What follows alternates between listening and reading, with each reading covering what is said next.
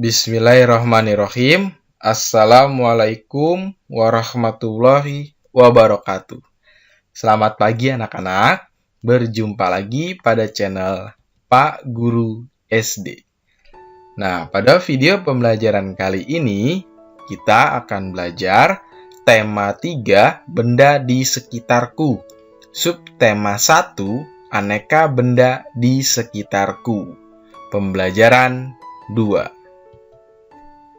Nah, ingat ya anak-anak, sebelum memulai pembelajaran, kita berdoa terlebih dahulu menurut agama dan kepercayaannya masing-masing, agar proses pembelajaran dan kegiatan kita hari ini dapat dimudahkan. Amin. Setelah berdoa, tidak lupa untuk menyiapkan alat tulisnya untuk menuliskan informasi baru yang nanti akan kalian ketahui. Kita mulai pembelajaran hari ini.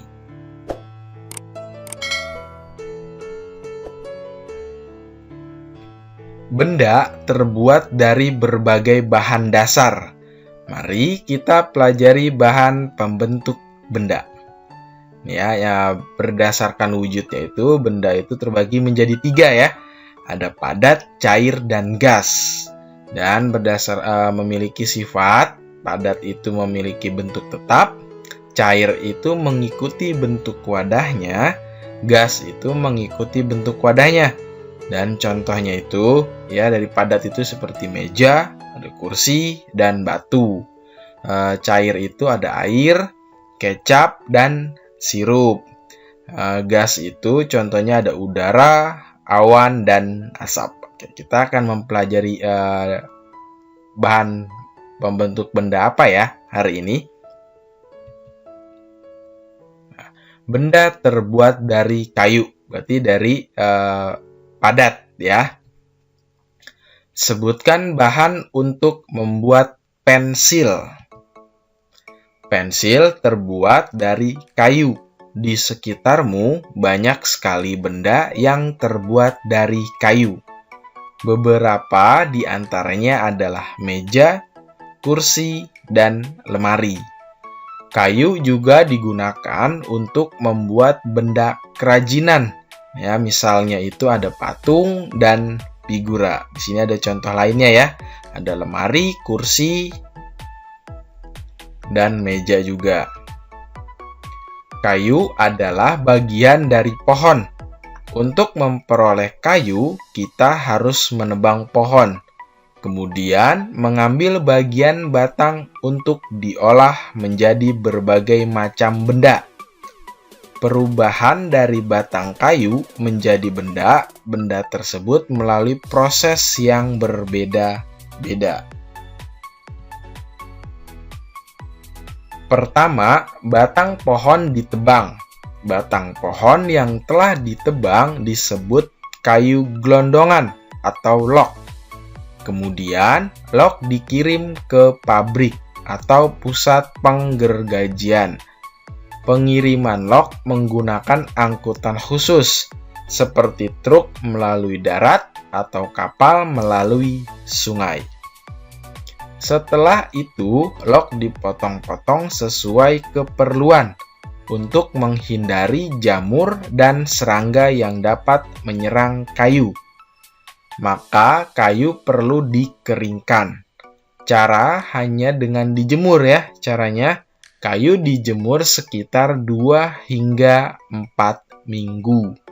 Setelah dijemur, kayu siap diolah sesuai keperluannya. Kayu dapat dipilih menjadi bahan dasar benda. Mengapa? Karena kayu mempunyai banyak keunggulan. Keunggulan kayu adalah mudah dibentuk. Beberapa benda yang terbuat dari kayu jati dapat bertahan sampai puluhan, bahkan ratusan tahun. Kelemahan benda berbahan kayu adalah tidak tahan api, sehingga mudah terbakar. Namun, ada beberapa jenis kayu yang mudah terserang rayap atau serangga lainnya. Nah, ini adalah tentang bahan dasar kayu ya, anak-anak. Proses untuk membuat meja, lemari, kursi, dan lain sebagainya itu ternyata panjang ya. Anak-anak, diawali itu dengan menebang pohon. Selanjutnya itu dibawa ke tempat penggergajian ya atau pabrik. Lalu diolah menjadi papan atau sejenisnya ya atau log tuh ya. Selanjutnya lagi itu dijemur, baru kemudian dibuat sesuai dengan kebutuhan atau keperluannya. Contohnya misalkan mau dibikin meja, ya berarti dibuat meja. Mau dibikin kursi, berarti dibuat atau dibentuk seperti kursi, dan lain sebagainya. Berapa lama waktu yang dibutuhkan untuk pengeringan kayu? Ya, tadi pada teks tadi ada berapa lama ya untuk pengeringan kayu? Yaitu adalah sekitar kayu dijemur itu sekitar 2 hingga 4 minggu. Lalu, apa keunggulan benda yang terbuat dari kayu? Keunggulannya apa? Ya, keunggulan kayu adalah mudah dibentuk. Nah, beberapa benda yang terbuat dari kayu jati dapat bertahan sampai puluhan bahkan ratusan tahun. Apa kelemahan benda yang terbuat dari kayu? Nah, tadi keunggulan, sekarang kelemahannya apa? Kelemahannya adalah yaitu berbahan kayu adalah tidak tahan api sehingga mudah terbakar. Namun ada beberapa jenis kayu yang mudah terserang rayap atau serangga lainnya. Selanjutnya, tuliskan contoh benda yang terbuat dari kayu. Wah, tentunya banyak ya. Pak Guru mencontohkannya di sini ada lemari, kursi, meja, dan lain sebagainya. Kalian telah membaca atau menyimak penjelasan cara mengolah kayu. Kayu diolah menjadi benda-benda yang dipakai sehari-hari. Maka kita dapat menyimpulkan proses pembuatan benda-benda dari kayu seperti berikut ini. Ya, proses yang pertama itu adalah penebangan pohon, ya. Lalu proses yang kedua itu adalah setelah ditebang pohon ya, maka pohon itu ditaruh di mobil nih ya, di truk ya, itu yaitu nanti akan dikirim ya. Ini namanya pengiriman log. Ya, pengiriman log atau kayu gelondongan dengan menggunakan truk melalui darat atau kapal apabila melalui sungai, yaitu ke tempat pemotongan log kayu atau pabrik ya. Nah, setelah di tempat pemotongan ini, yaitu nanti dibentuk sesuai dengan kebutuhan atau keperluannya ya, atau menjadi papan-papan. Nah, setelah menjadi papan-papan ini, kemudian dijemur sekitar 2 hingga 4 minggu agar tidak mudah terserang rayap atau serangga ya. Dikeringkan dulu ya, dijemur. Perhatikan benda-benda di sekitarmu. Adakah yang terbuat dari kayu? Nah, tuliskan hasil pengamatanmu di kolom yang telah disediakan, atau kamu bisa membuat kolomnya itu pada buku tulis kamu ya.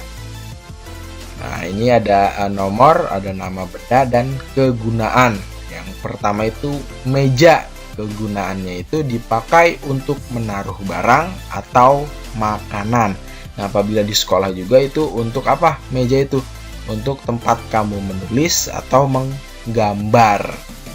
Kemudian selanjutnya adalah kursi sebagai tempat duduk ya. Itu baik di tempat manapun ya, di rumah, di sekolah, atau tempat umum, itu kursi pasti tempat duduk. Selanjutnya, lemari. Nah, digunakan untuk menyimpan aneka barang.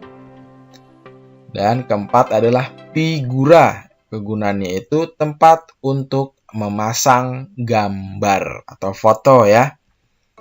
Lanjutnya, 5 itu pintu sebagai akses keluar masuk manusia baik dari dalam rumah atau dari luar rumah ya. Ini contohnya di rumah.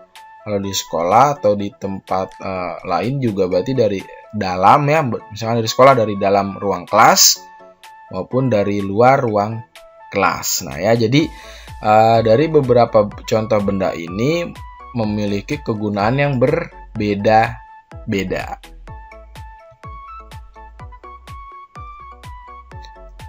Desa tempat tinggal Siti dan teman-teman mempunyai hutan. Di dalam hutan tersebut terdapat beraneka jenis pohon. Fungsi hutan antara lain untuk menyerap air hujan. Hutan menyimpan air hujan tersebut dalam jumlah yang banyak. Namun, ketika hutan digunduli, membuat aliran air terganggu. Hal ini menyebabkan air menggenang. Akhirnya, terjadi banjir yang mengalir ke pemukiman penduduk ya.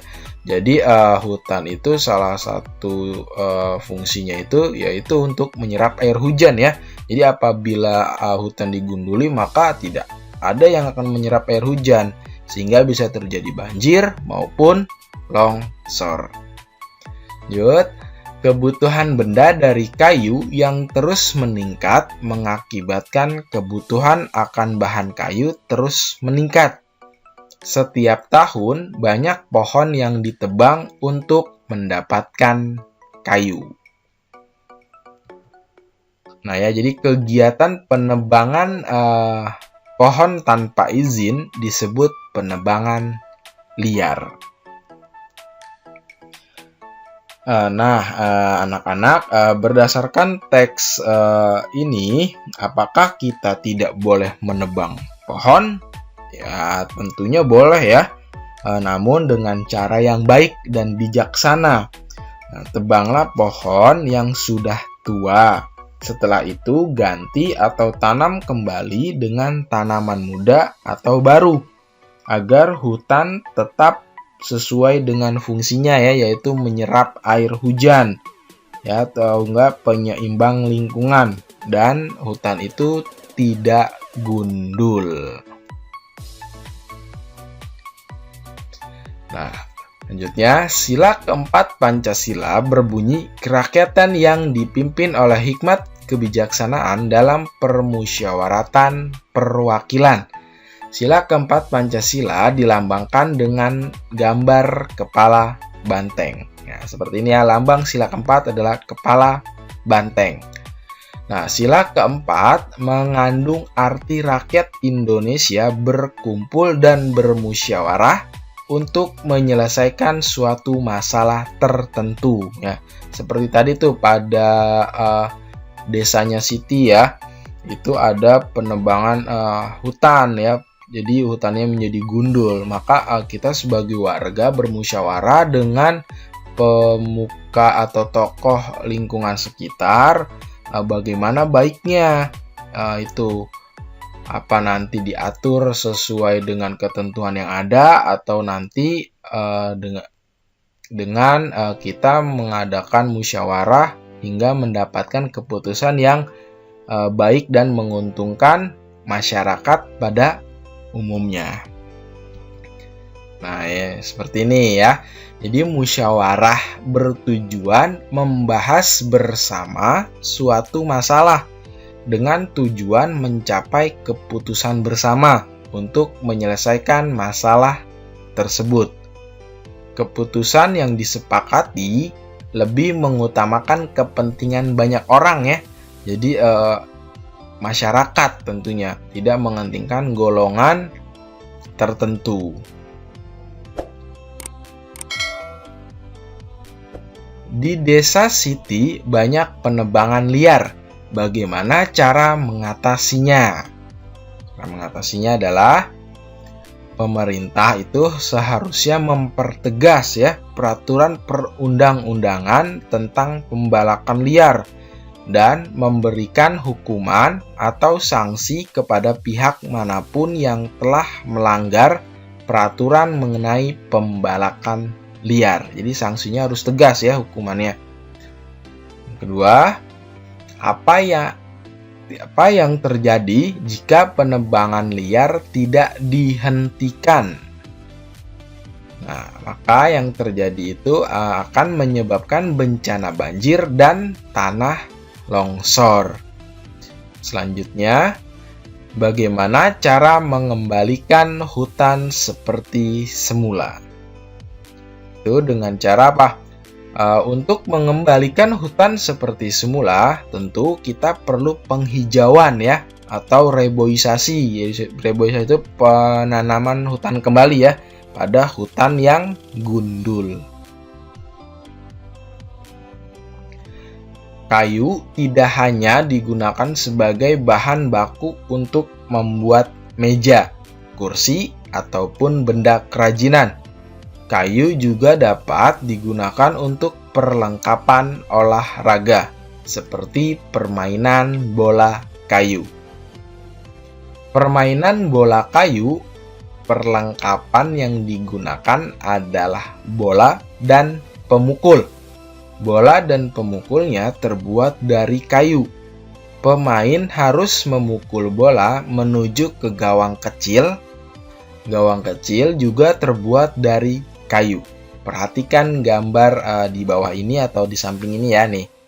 Ini adalah bola yang terbuat dari kayu. Ini adalah alat pemukulnya nih, terbuat juga dari kayu, dan ini adalah gawangnya ya. Semuanya itu terbuat dari kayu. Sekarang kita akan melakukan kegiatan menangkap dan melempar bola. Tetapi bola kayu tidak digunakan untuk melempar maupun menangkap bola. Mengapa begitu? Karena bola kayu berat. Kita akan bermain menggunakan bola yang terbuat dari plastik atau kulit sintetis. Bola ini lebih ringan ketika dilempar dan ditangkap. Ya, jadi kita tidak menggunakan bola kayu karena beresiko juga ya. Lanjut. Nah, yang pertama adalah gerakan dasar melempar. Nah, gerakan dasar melempar itu ada terbagi menjadi 3 ya. Yaitu ada gerakan melempar melambung, gerakan melempar mendatar, dan gerakan melempar menyusur tanah. Selanjutnya itu gerakan dasar menangkap bola. Ya, ini gerakan dasar menangkap bola ya. Oke, selanjutnya adalah gerakan kombinasi melempar dan menangkap bola. Nah, yang pertama ini adalah gerakan melempar dengan teknik melambung, dan ini menangkapnya dengan teknik menangkap dari lemparan melambung ya. Nah, ini yang gambaran kedua adalah gerakan melempar dengan mendatar. Nah, ini adalah cara menangkap gerakan melempar mendatar nih, cara menangkapnya ya. Nah, oke, demikian pembelajaran kita hari ini. Semoga bermanfaat. Pak Guru mohon maaf apabila ada salah-salah kata atau pengucapan ya. Terima kasih. Wassalamualaikum warahmatullahi wabarakatuh. Sampai jumpa pada pembelajaran selanjutnya.